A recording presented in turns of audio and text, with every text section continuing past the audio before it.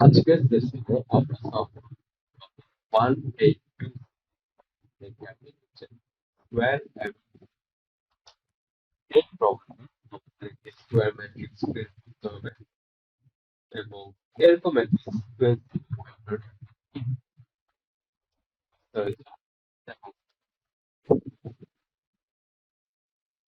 তো চলুন আমরা শুরু করি।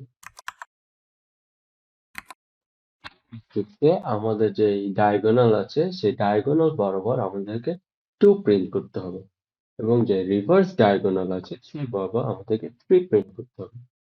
মাঝখানে আমাদের একটি বক্স থাকবে, এই বক্স পুরোটা জুড়ে 1 প্রিন্ট হবে এবং একদম সেন্টারে 4 প্রিন্ট হবে এবং এর বাইরে যা গ্যাপ থাকবে ওখানে সব 0 প্রিন্ট হবে। আমাদের থিঙ্কিং প্রসেস ম্যাট্রিক্সে আমরা যদি ইন্ডেক্সিং বা পজিশনের কথা বলি তাহলে অনেকটা এরকম 0 0 0 1 এভাবে করে যাবে, যেখানে রেড কালারের 0টা মানে হচ্ছে রো এবং গ্রিন কালার মানে হচ্ছে কলাম। প্রথম ডায়াগোনালের জন্য যে কন্ডিশন রো এবং কলামের ভ্যালু যদি সেম হয় তাহলে সেখানে 2 প্রিন্ট হবে। ফর এক্সাম্পল 0 0 তে 2 প্রিন্ট হবে, 1 1 এ 2 প্রিন্ট হবে। সেকেন্ড যে ডায়াগোনাল আছে এটা নিয়ে আমি বিস্তারিত একটু পর আলোচনা করছি। এবার আসে আমাদের সেন্টারের জন্য যে কন্ডিশন রো এবং কলামের ভ্যালু যদি n ডিভাইডেড বাই 2 হয় তাহলে সেখানে আমাদের 4 বসবে, অর্থাৎ একদম সেন্টারে আমাদের 4 বসবে। আমরা দ্বিতীয় ডায়াগোনালটার কথা বলি। এখানে রো এর ভ্যালু যদি n মাইনাস সি মাইনাস 1 হয় তাহলে এখানে 3 বসবে। আমাদের ডান সাইডে যে এক্সাম্পলটা সেটা যদি আমরা খেয়াল করি, এখানে ম্যাট্রিক্সের জন্য n এর ভ্যালু হচ্ছে 5। তো আমাদের রো যদি 0 হয়, অর্থাৎ প্রথম রো যদি হয় এবং প্রথম রো এর একদম লাস্ট নাম্বার কলাম যদি হয় যেটা হচ্ছে 4, so n minus c minus 1 which is 5 minus 4 minus 1। এখানে আমরা দেখতে পাচ্ছি রো এবং অর্থাৎ r এবং n minus c যে কন্ডিশনটা আছে সেটার ভ্যালু সেম হচ্ছে, সেই ক্ষেত্রে এখানে 0 হচ্ছে। তো যখন c এর ভ্যালু হচ্ছে 4 তখন r এর value is equals to n minus c minus 1। এর কারণে পজিশনটা 0 4 0 হচ্ছে রো, 4 হচ্ছে কলাম, এই পজিশনে আমাদের 3 বসবে। এবার আসি আমাদের 1 প্রিন্ট করার ক্ষেত্রে যে কন্ডিশনটা আমরা যদি একটু খেয়াল করি, 4 কে ঘেরাও করে একটা বর্ডার আছে। এই বর্ডারের যে প্যাডিংটার কথা বলি, এই প্যাডিংটা হচ্ছে 1 দিয়ে ফিল আপ করা। এই ম্যাট্রিক্সের সাইজ যত বড় হবে প্যাডিং এর সাইজ আরো বড় হবে। প্যাডিং এবং ম্যাট্রিক্সের মধ্যে আমাদের একটি রিলেশন দাঁড় করাতে হবে। এখানেও যদি আমরা খেয়াল করি, এখানে n এর ভ্যালু হচ্ছে 5, এখানে 1 এর জন্য যে বক্সটা আছে সেটা পুরোটা হচ্ছে 3 ইউনিট করে এবং এর মাঝখানে হচ্ছে 4। সেন্টারে যেহেতু 4 আছে এবং সেটা হচ্ছে 1 ইউনিট এবং ম্যাট্রিক্স যতই বড় হোক না কেন সেন্টারে সবসময় 4 যেটা হচ্ছে 1। আমি যদি রিলেশনটি দাঁড় করাতে চাই, আমার ম্যাট্রিক্স সাইজ n কে আমি 3 দিয়ে ভাগ দিব এবং ওখান থেকে আমি যে ইন্টিজার ভ্যালুটা আছে সেটা আমি নিব। ফর এক্সাম্পল, তো প্যাডিং এর ক্ষেত্রে n এর ভ্যালু যদি 5 হয়, 5 কে আমি যদি 3 দিয়ে ভাগ দিই আনসার আসে 1.6। এই 1.6 এ ইন্টিজারটা নিলে আমার আসে 1। এই কারণে প্যাডিং এর ভ্যালুটা হচ্ছে 1। আমাদের যত কন্ডিশন আছে সবগুলো এবার আমরা while লুপে দিয়ে দিব।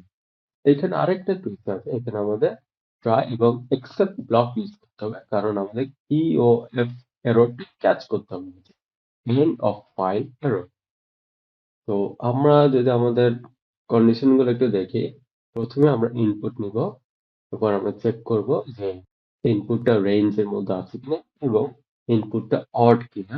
আমরা এম্পটি ম্যাট্রিক্স ক্রিয়েট করব, আমরা একটা লুপ ক্রিয়েট করব এবং এম্পটি ম্যাট্রিক্সটা আমরা 0 দিয়ে ফিল আপ করে ফেলবো। আমরা প্যাডিংটা ক্রিয়েট করব এবং স্টেপ 6 এ আমরা যে কন্ডিশন গুলো আছে কন্ডিশন অনুযায়ী ম্যাচ করে আমরা ভ্যালু গুলো সাবস্টিটিউট করে ফাইনাল আমরা আউটপুটটা প্রিন্ট করব। তো চলুন আমরা কোডটা একটু দেখে নিই। তো এখানে আমরা একটু কোডটা দেখে নিই। তো সবার প্রথমে আমি ইনপুট নিয়েছি। ইনপুট নেওয়ার পর আমি কন্ডিশনটা চেক করছি যে এটা রেঞ্জের মধ্যে আছে কিনা এবং এটা অড নাম্বার কিনা। এরপর আমি একটা এম্পটি ম্যাট্রিক্স তৈরি করলাম।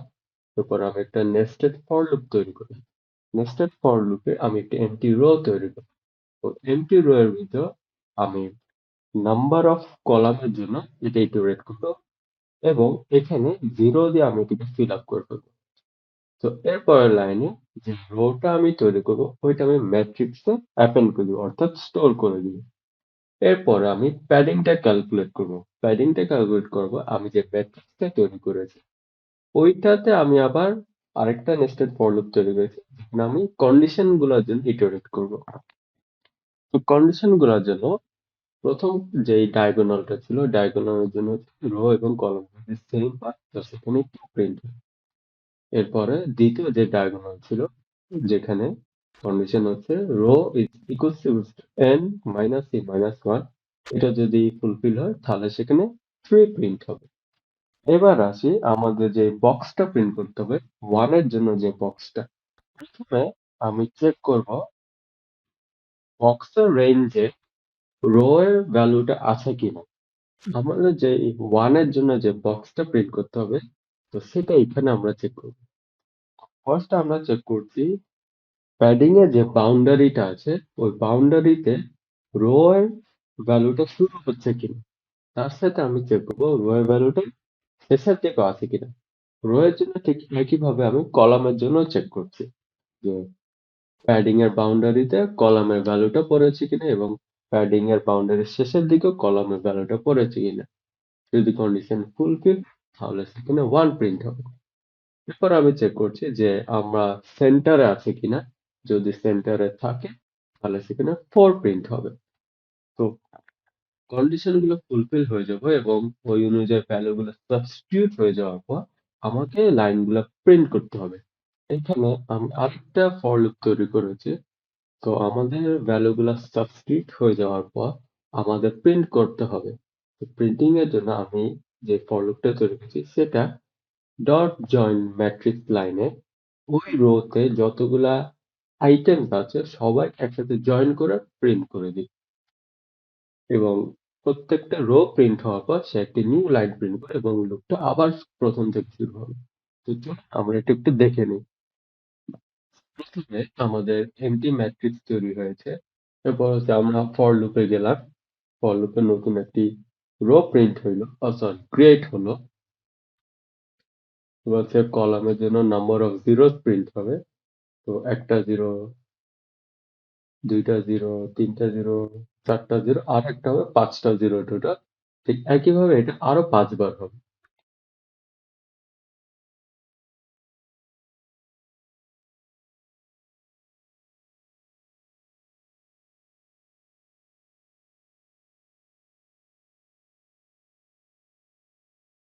তো আমাদের 5টা রো ক্রিয়েট হয়ে যাওয়ার পর আমরা লুপ থেকে বের হয়ে যাবো এবং আমরা প্যাডিংটা ক্যালকুলেট করবো। তো n যখন 5 তখন প্যাডিং এর ভ্যালু হচ্ছে 1। তো হচ্ছে আমরা আরেকটা ফর লুপে নেস্টেড ফর লুপে এন্টার করলাম। তো এখানে আরেকটা নেস্টেড ফর লুপ যেখানে আমরা কন্ডিশন গুলো চেক করবো এবং ওই অনুযায়ী ভ্যালু গুলো আমরা সাবস্টিটিউট করবো। তো ফার্স্টে আমরা চেক করছি রো এবং কলামের ভ্যালু সেম কিনা। তো প্রথমে রো এর ভ্যালু হচ্ছে 0, কলামের ভ্যালু হচ্ছে 0 এবং 0 যেহেতু 2 প্রিন্ট হয়েছে। এবার যদি আমরা যেতে থাকি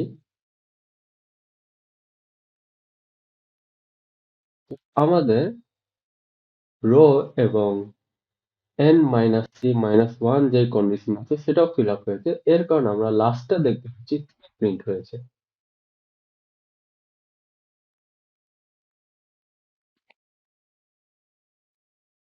তো আমরা যে বাউন্ডারিটা সেট করেছিলাম বাউন্ডারি কন্ডিশনটা মিট হয়েছে, যার কারণে এখানে একটা 1 প্রিন্ট হয়েছে এবং আমরা দেখব আরো দুইটা 1 প্রিন্ট হবে।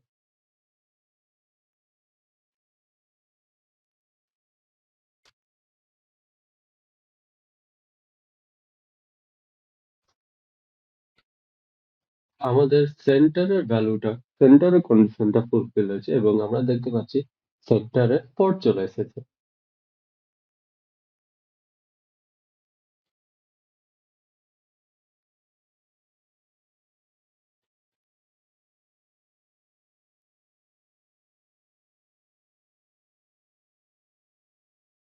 তো ঠিক একইভাবে আমাদের একদম লেফট কর্নারে 3 পেজে এবং একদম রাইট মোস্ট কর্নারে আমাদের 2 প্রিন্ট হবে।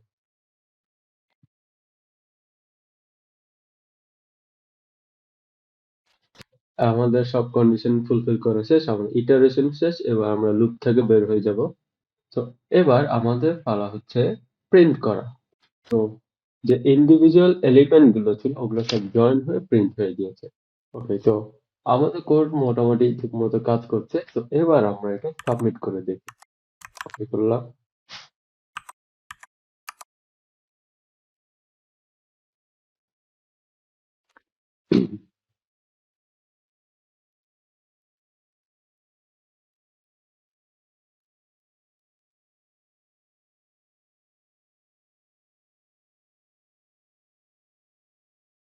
তো আমাদের কোড এক্সিকিউট হয়ে গিয়েছে।